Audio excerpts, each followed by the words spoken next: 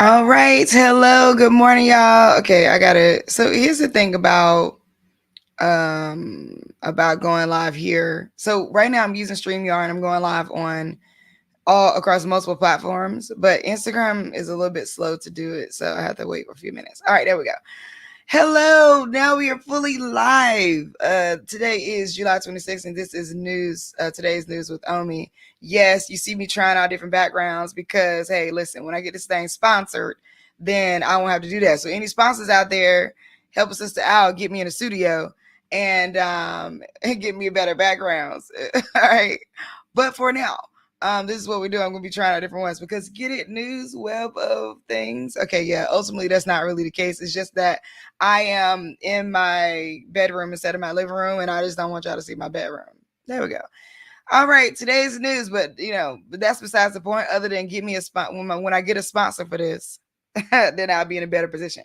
Um, I have committed to doing 5 days a week, going live. If you miss a day, you can go to YouTube and at the Omi Show. If you miss a day, you can go to my YouTube at the Omi Show and subscribe so you never miss a day or watch the news from past days. I try to cover a little bit of everything. Politics is really heavy right now, so I usually start out with that. We're gonna go into some science. And then maybe I'll talk about celebrity news. I'm not one that really cares much about talking about celebrity news, to be honest with you. I feel like y'all can follow somebody else for that. Here we go. But if it's pressing and really big, I'll cover it. So today's news, July 26th. Welcome. Here y'all go. Thank y'all so much for being here. Today, today in history, President Harry Truman signed Executive Order 9981, desegregating the armed forces. That was 84 years ago today. Very interesting. Vice President Kamala Harris makes a forceful case for the Israel-Gaza ceasefire after Netanyahu meeting. Vice President Kamala Harris met with the Israeli Prime Minister Benjamin Netanyahu in private on Thursday. She followed the meeting with a strikingly forceful call, with a strikingly forceful call on his government to get a ceasefire deal done and ease the suffering of civilians in Gaza.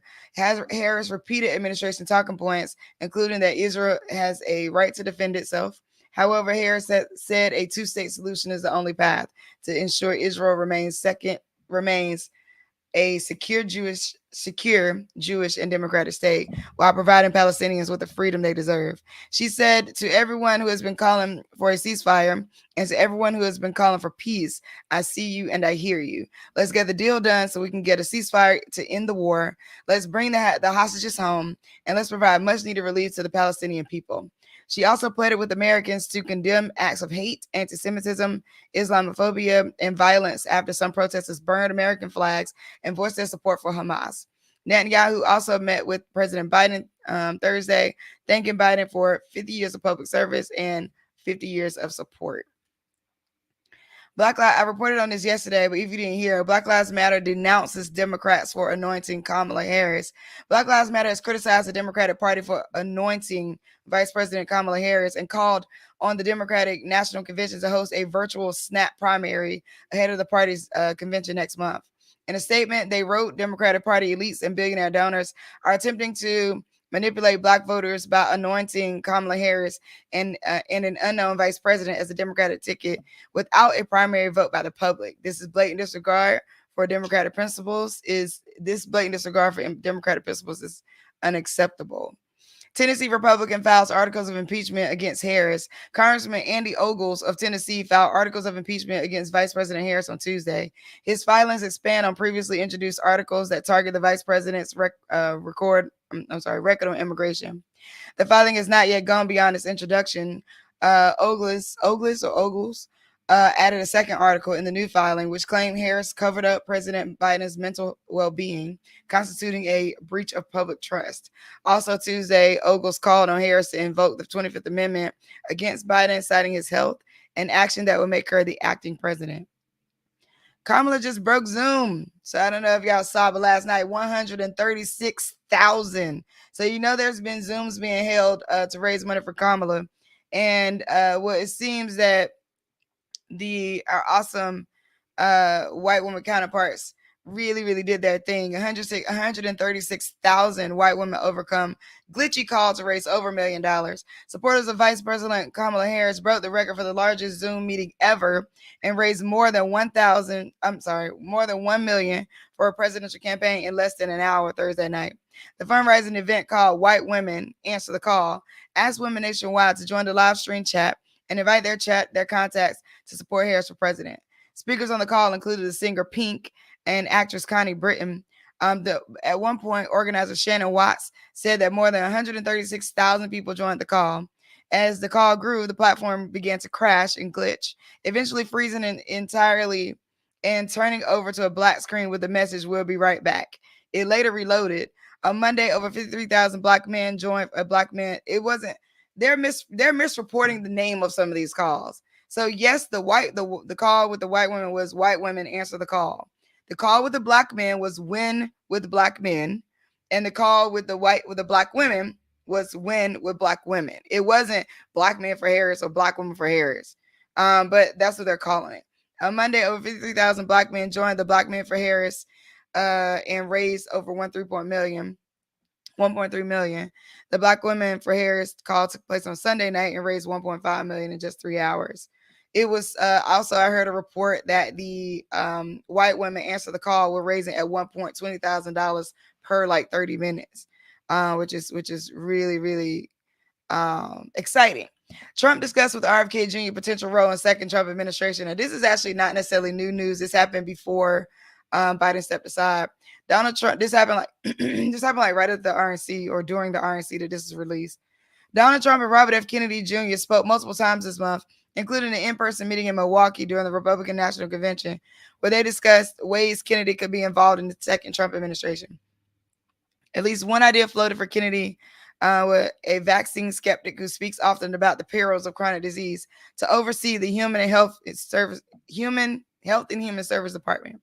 One source said Trump and Kennedy never reached a point where they had a deal in place for Kennedy to exit the race and endorse Trump in exchange for a role in administration. One source said Trump and Kennedy never had reached a point where they had a deal in place for Kennedy to exit the race and endorse Trump in exchange for a role in administration. Instead, it was an informal, free-flowing conversation. Kennedy, who initially ran for Democratic nomination last year, pivoted to an independent run in October. What else do I have for y'all? All right, here we go. So, then there was this one that I saw that I want to make sure I covered for y'all. It's not on here. All right, cool. Paris Olympics. Lots going on last night. Really celebratory moment where Snoop Dogg lit up in a different way, okay, and carried the torch, which is really, really cool, among other not athletes but celebrities. In a separate news on what's happening in France, travelers stranded after coordinated attacks on French railways. Thousands of travelers looking to get to Paris ahead of the start of the Olympics have been stranded after French officials say railways in the country have been hit by a series of coordinated arson attacks.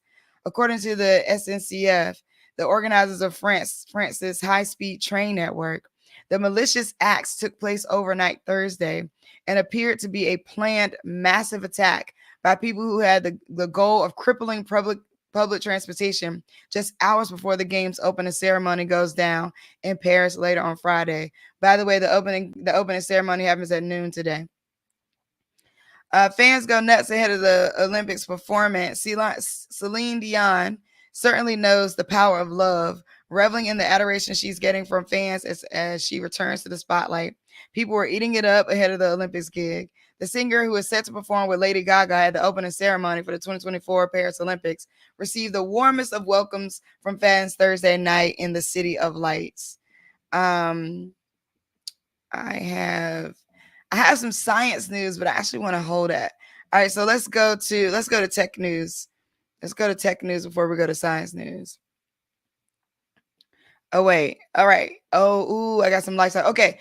I'm loving this because okay, so just to let y'all know, usually I'm reading a run sheet of all the news, but sometimes that run sheet runs out of things that I've already told y'all already because it's been created by another producer. And so I Google news before I come on because I want to make sure I cover like a whole like understanding of the news like holistically. So in federal news, New Orleans police officer charged with fraud amidst tryst with mayor. A former New Orleans police officer accused of hiding a tryst with the mayor he was assigned to protect, says he is innocent of fraud allegations after a federal indictment charged him with billing the city for trips and meals the pair shared while he was on the clock. Jeffrey Vappy submitted thousands of dollars worth of false time cards, claiming he was on duty as a member of New Orleans Mayor LaToya Cantrell's Executive Protection Unit since they began their alleged romantic relationship around November 2021, federal prosecutors said. The officer allegedly expensed meals and drinks they share while engaging in a personal relationship with Cantrell during work hours. The city also spent more than $47,000 in salary and travel costs for purported work trips that Vappy and Cantrell took together, including Los Angeles, Washington, D.C., Scotland, the UAB, according to the court's documents filed in the U.S. District Court in the Eastern District of Louisiana. Attorneys for Vappy denied the accusations in the email to USA Today Thursday. Jeff Vappy is innocent of the charges against him, Harry Rosenberg and Sean Clark wrote. He is eager to defend himself in court and clear his name. The mayor's office didn't immediately return a request for comment. Okay, interesting. Vappy, 52, has served as a New Orleans police officer since 1997 up until the last month when he turned in his resignation, according to court papers. The officer was removed from Cantrell's security detail and reassigned to another post in November 2022. All right, so so this guy, Officer Vappy, and Mayor Cantrell of New Orleans are having a romantic relationship. You know what? Just like the Fonnie Willis and the other guy thing, I think there needs to be something needs to be talked about or said around people and their proximity to each other and then joining like romantic relationships, right? Like that. Why don't we just talk about that and figure out the rules for that? Because clearly the people you're around the most, you somehow just start liking. You know what I mean? Like security detail, or not to say that it's right. I don't know if it's right or freaking not, to be honest, but it's happening. And so we need to start talking about it. Flipping the election script, now is Trump facing questions about age and mental acuity. A presidential candidate's age is still an issue. It's the campaign script that has changed. Donald Trump's campaign spent months trying to convince Americans that they shouldn't elect an old man as president. But President Joe Biden's decision to end his bid for a second term not only makes Trump the old man in the race, he's now the oldest presidential nominee in history. With the age issue being off the table for them, the Democrats and other Trump critics are taunting the 78-year-old Republican nominee with the same elation and venom that he used against 81-year-old Biden. Donald Trump is 78 years old and in a state of profound cognitive decline, the leftist group Occupy Democrats wrote on social media platform X, formerly known as Twitter, an hour after Biden left the race on Sunday. He should end his campaign immediately. Trump versus Harris. Oh, no, sorry, that was not that. I hate when they do that.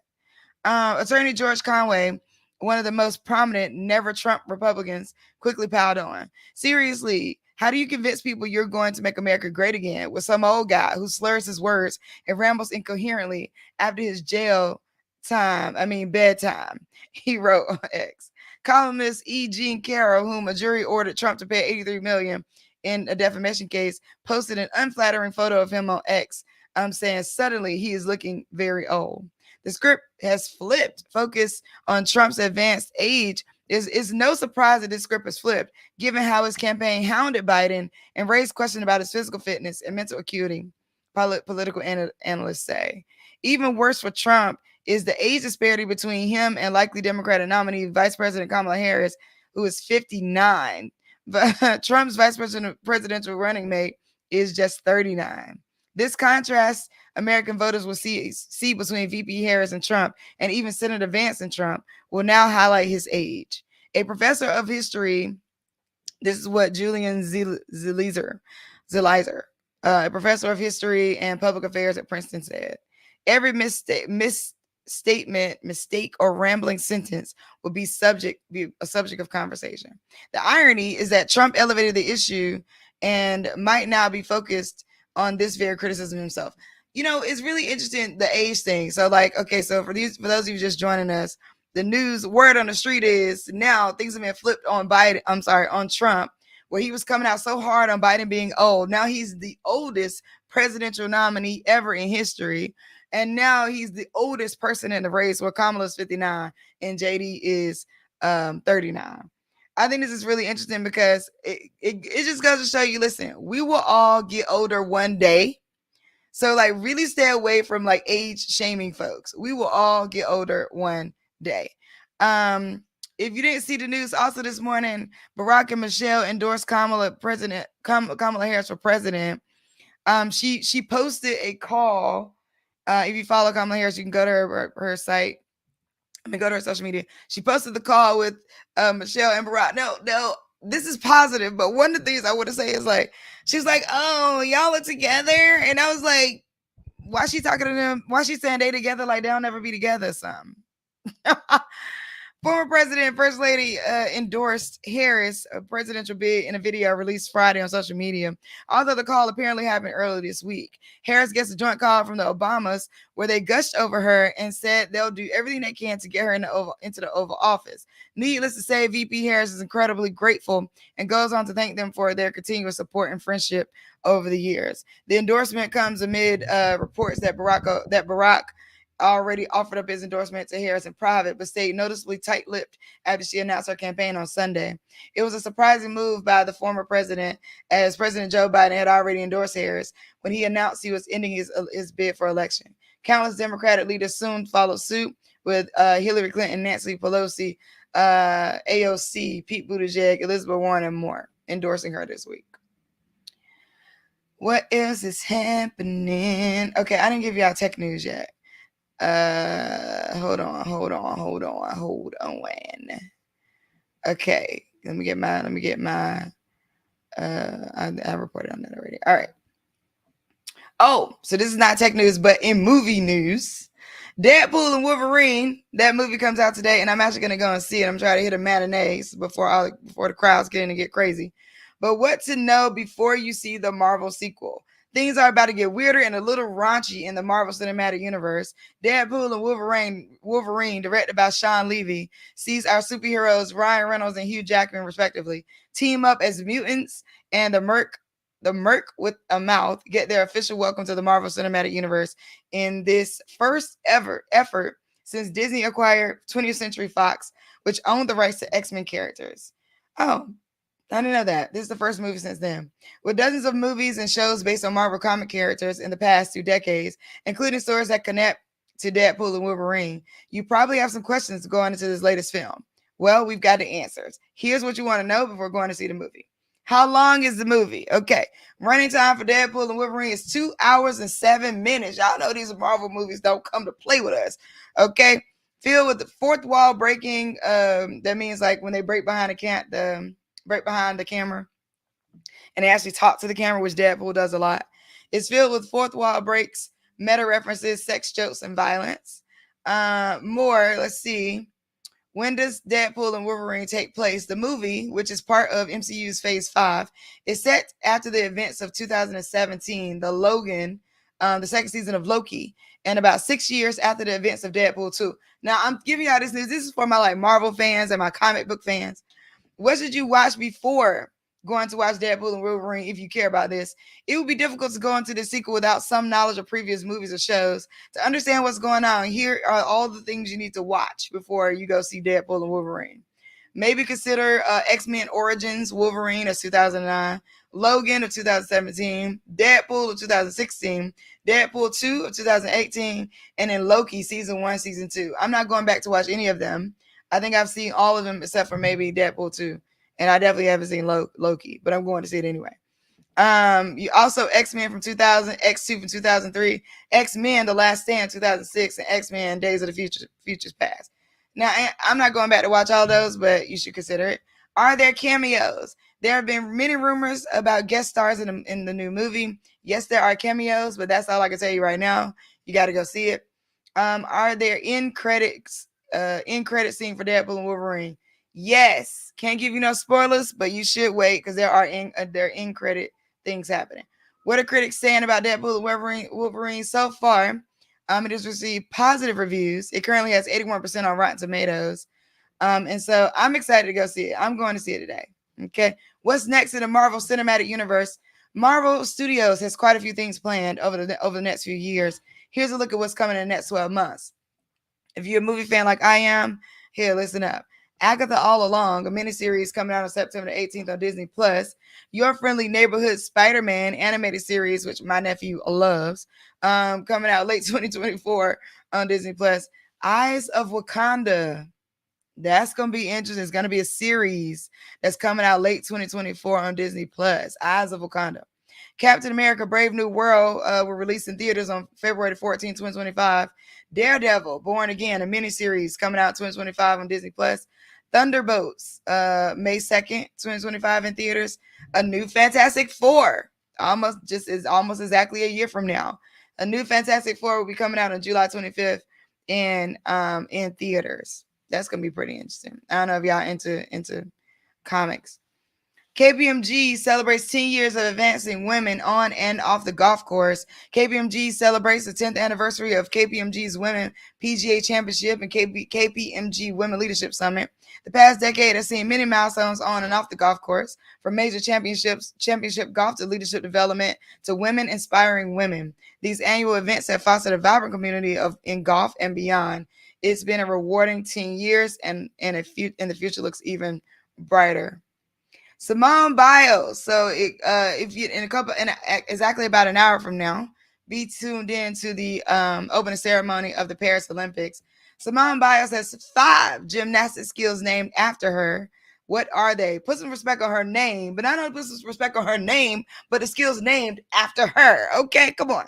And that is what like great champions in the realm of gymnastics aim to do. And she is she's the only person, I believe, that has 5 skills named after her.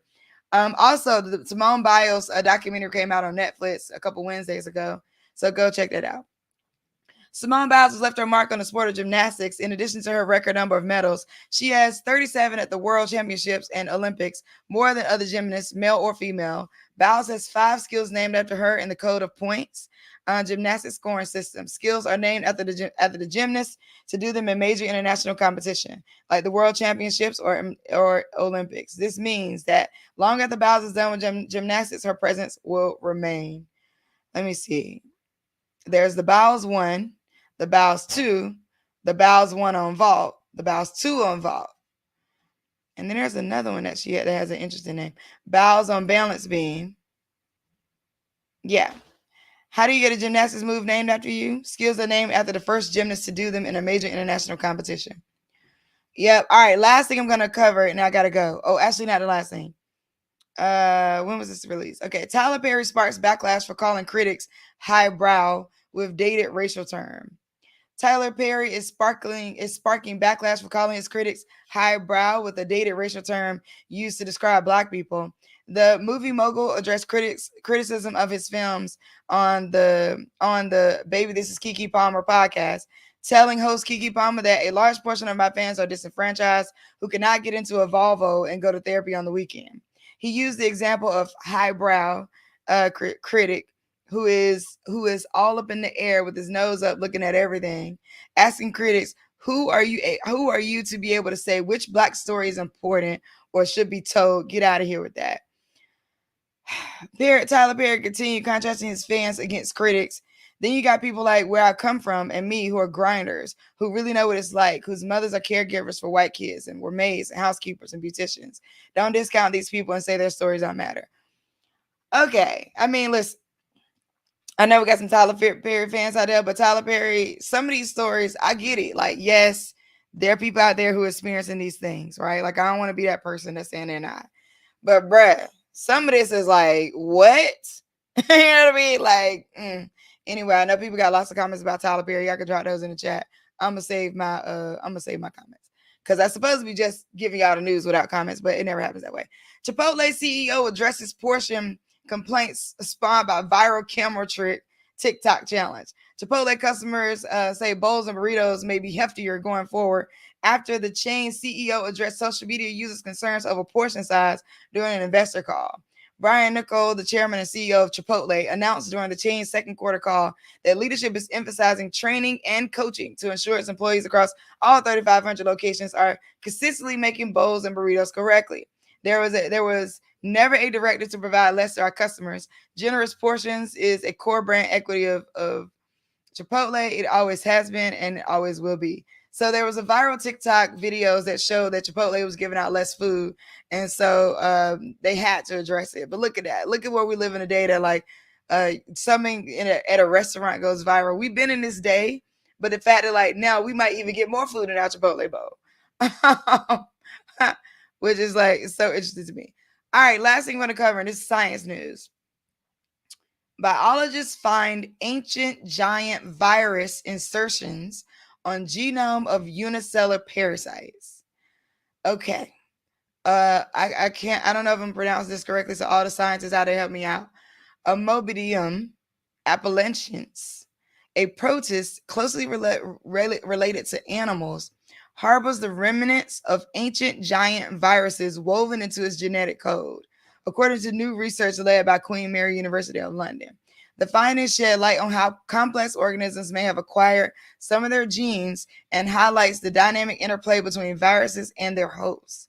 In a current study by Dr. Alice Mendoza Soler and colleagues, sequenced and analyzed the genome of Amoebidium appellatiens, a unicellular parasite originally isolated from the cuticle of freshwater arthropods. They found a surprising abundance of genetic material originating from giant viruses, some of the largest viruses known to science. These viral sequences were heavily methylated and chemical tagged after that often silence genes. It's like finding a Trojan horse inside of this particular parasite's DNA. The viral insertions are potentially harmful, but the Amoebidium appellatiens seems to be keeping them in check by chemically silencing them. So how could this affect humankind? All right, because if these things invade into the animals and invade into the food, invade into the like plants and things like that, we could be adapting an ancient giant virus. So I thought that was wow, and I wanted to make sure I cover that. Well, this has been today's news with Omi. Thank y'all so much for tuning in. If you are not watching on Instagram, if you are watching on Instagram, make sure you hit that subscribe button. If you're not watching on Instagram, make sure you go over to my, that's a lie. Wait a minute, time out. Back that up. If you're not watching on YouTube, go over to my YouTube at The Omi Show. If you are watching on YouTube, hit that subscribe button so you never miss a day of news. Thank y'all so much for joining me. Again, my YouTube is at The Omi Show. If you follow me, if you're looking at me on Facebook or Instagram or any of those places, thank y'all so much for being here. I appreciate y'all. And on YouTube, thank y'all for being here. Hit that subscribe button. Go over to at The Omi Show on YouTube and subscribe. I'll be right here coming to y'all as many days as I can, 5 days a week with news for a month. I'm committed. Shout out to all my content creators. I don't know how y'all do it because this has been an interesting ride for me. But that is today's news, 7/26/24. Thank y'all. See y'all next time.